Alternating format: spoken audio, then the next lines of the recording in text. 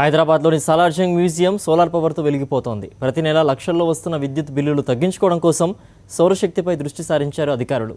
Museum పైన solar system ఏర్పాటు చేసి నెల లక్షల రూపాయలు ఆదా చేస్తున్నారు.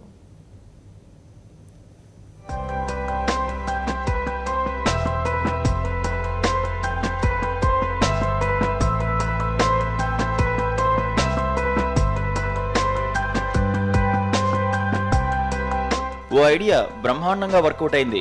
సౌరశక్తి వినియోగం ఎంతో మేలనేది అందరికీ తెలిసిన విషయమే. అందరికీ తెలిసిన విషయాన్నే పక్కాగా అమలు చేసి సక్సెస్ సాధించారు హైదరాబాద్లో ఉన్న సాలార్జంగ్ మ్యూజియం అధికారులు.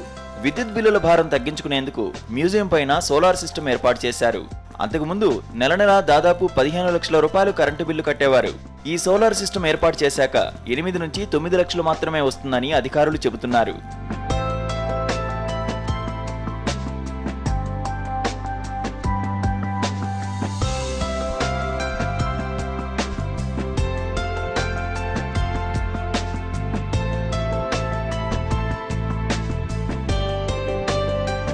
ఇండియాలో సోలార్ సిస్టమ్ ఏర్పాటు చేసిన మొదటి మ్యూజియం ఇదే అంటున్నారు ఈ మ్యూజియం డైరెక్టర్. ప్రతిరోజు 5,000 మంది విజిటర్స్ వస్తుంటారు.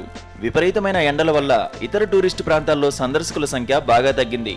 కానీ సాలార్జంగ్ మ్యూజియంలో మాత్రం సందర్శకుల తాకిడి ఏమాత్రం తగ్గలేదు.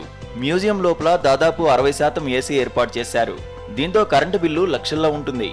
అందుకే ఈ కరెంటు బిల్లుల ఖర్చు తగ్గించుకునేందుకు ఈ సోలార్ ప్రాజెక్టుకు శ్రీకారం చుట్టామంటున్నారు అధికారులు.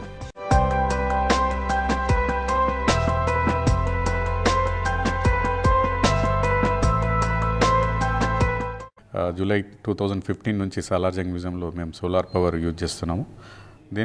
దీంతో దాదాపుగా మ్యూజియంకి ఎనర్జీ కూడా కన్జంప్షన్లో చాలా డిఫరెన్స్ వచ్చింది. 5-6 లక్షల వరకు ఎవ్రీ మంత్ మన ఎలక్ట్రిసిటీ బిల్లో కూడా మాకు సేవింగ్ ఉంది.